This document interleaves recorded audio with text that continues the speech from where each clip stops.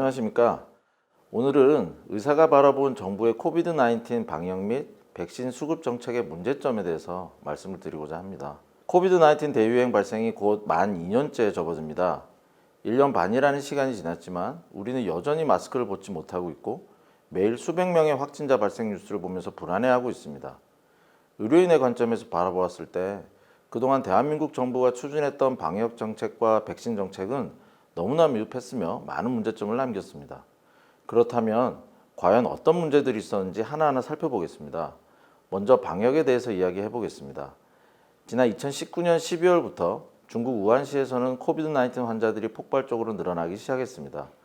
그런데 이 당시에 생각보다 빠르게 바이러스의 기본적인 특성이 알려졌었습니다. 자세한 유전자 레벨의 특성까지는 밝혀지지는 않았지만 기본적으로 이전 사스 바이러스와 유사한 구조를 가지는 코로나 바이러스라는 점과 바이러스성 폐렴을 유발하는 특징, 그리고 사스에 맞먹는 전파력을 가지면서도 치명률은 더 높은 바이러스라는 것도 알려졌었죠. 이러한 사실들은 국내에 코비드-19 첫 환자가 발생하기 전에 이미 알려졌었던 내용입니다. 그래서 당시 의료계에서는 사스 때와 마찬가지로 중국발 입국자를 차단하고 외국 입국자에 대한 검역을 강화하자고 강하게 주장했지만 정부는 외교 및 경제적인 이유 등을 핑계로 이 주장을 묵살했었고 그 뒤로 코비드-19는 전 지구적인 감염병이 되었습니다.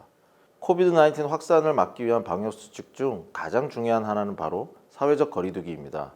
이 사회적 거리두기가 감염병 확산 방지에 효과가 있다는 사실은 학술적으로 이미 검증이 되어 있는 사실입니다. 하지만 사회적 거리두기가 제대로 효과를 발휘하기 위해서는 중요한 전제 조건이 필요합니다. 그것은 바로 외부로부터의 추가적인 감염원 유입 차단입니다. 즉 국제적인 개념의 사회적 거리두기가 바로 입국자 차단 및 검역 강화라는 점을 잊어서는 안 되는데 당시 우리나라 정부는 이를 무시했습니다. 대한민국의 방역 정책이 시작부터 꼬이기 시작한 것은 코비드-19 발생 초기에 중국발 입국자 차단을 시행하지 못했고 외국 입국자 14일 자가격리와 같은 국제적인 사회적 거리두기를 전혀 하지 않았기 때문입니다. 그래서 이미 외국으로부터 바이러스 유입이 상당히 진행된 시기에 대구 경북에서 확진자가 폭증했던 것이고 이때는 이미 지역사회에 바이러스가 다 퍼진 이후였기 때문에 돌이키기에는 늦었던 것이죠. 초기 방역이 실패했다면 이를 인정하고 이후에는 백신과 치료제라는 방어막 구축에 영향을 집중했어야 합니다. 그러나 이 부분에서도 정부가 보인 대응은 실망스럽기만 했습니다. 지난해 초여름 즈음에는 확진자가 많이 줄었고 이 성과에 취한 우리 정부는 K방역을 국제사회에 홍보하기도 했었습니다. 하지만 실제 K방역의 성과는 국민들의 자발적인 마스크 쓰기와 사회적 거리두기와 같은 방역 수칙 준수에 의해서 이루어진 것입니다.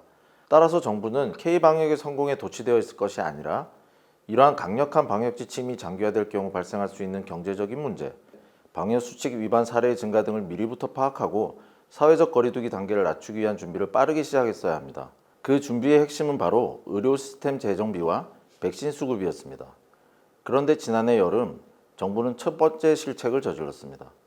그것은 바로 코비드-19 대응에 대한 장기적인 대응책 마련을 위해 의사단체와 긴밀한 협의를 하기는커녕 코비드-19 시기를 틈타서 공공의대 설립 및 의대 정원 확대 등을 포함한 4대학 의료 정책을 밀어붙인 것이었습니다. 그 결과 젊은 의사들을 중심으로 의사단체가 파업까지 불사한 일이 벌어졌고 정부와 의료계의 신뢰는 완전히 깨져서 현재까지도 회복되지 않고 있습니다. 그리고 정부의 두 번째 실책은 바로 백신 확보의 실패였습니다. 지난해 여름 화이자와 모더나 같은 글로벌 제약회사의 미국이 천문학적인 비용을 지원하면서 백신 및 치료제 개발에 힘쓰고 있다는 뉴스가 나오고 백신 임상시험이 시작되고 있을 때 외국 선진국들은 앞다투어서 백신을 개발하고 있는 제약회사들의 선주문을 걸고 추후 출시된 백신을 먼저 확보하기 위해 전쟁을 벌였습니다. 그런데 우리나라는 이 당시 선주문을 넣지 못했습니다. 아니 정확히 말하면 하지 않았습니다. 최근 독감 백신 입찰 실패 뉴스 보도 등에서 알 수 있듯이 정부의 백신 입찰 가격 후려치기는 오랜 관행이었습니다.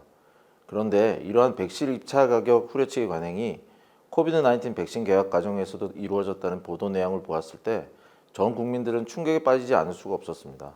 코비드-19으로 인해 발생한 경제 위기를 극복하기 위해서는 재난지원금과 같은 정책을 사용하기보다는 코비드-19 감염병 상황 자체를 빠르게 해결해서 국민들이 일상으로 빠르게 복귀할 수 있도록 해야 합니다. 이를 위해서는 미국, 일본, 유럽 할 것 없이 외교력을 통해 검증된 백신을 최대한 빨리 그리고 많이 확보하고 국내의 백신 생산 인프라도 구축해야 하는 겁니다. 그리고 백신의 접종 속도도 중요합니다. 백신 접종 속도를 높이기 위해서는 국민들에게 백신의 안전성과 접종 필요성을 지속적으로 강조해야 하고 기존의 독감 백신 접종 인프라를 최대한 이용해야 합니다. 보건소뿐만 아니라 각급 병의원이 접종 사업에 적극적으로 나설 수 있도록 코비드-19 접종 수가를 인상하고 화이자 백신처럼 냉동 상태가 유지되어야 하는 백신 접종을 위해 의료기관의 냉동고 및 인력을 지원하는 등 적극적인 지원책을 써야 합니다.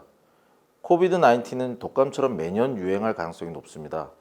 정부의 목표와는 달리 의사들은 코비드-19 제로 사회는 오기 힘들다고 예측하고 있습니다. 따라서 매년 백신 접종을 할 수 있는 인프라를 구축하고 추후 개발될 경구 치료제 확보도 미리부터 준비해야 합니다. 이러한 노력이 빠르게 이루어지면 코비드-19 치명률은 독감 수준으로 낮아질 것이고 코비드-19이 독감처럼 관리되기 시작하면 우리는 마스크 없는 일상으로 복귀할 수도 있을 겁니다.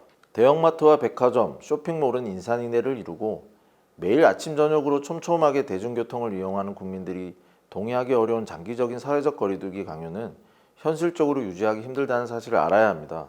국민들이 즐겁게 여행 다니고 아이들이 마음 놓고 어울려 뛰어놀 수 있는 사회는 정부의 능력과 국민들의 협조에 달려 있습니다. 이상 대한병원의사협의회였습니다. 시청해 주셔서 감사합니다.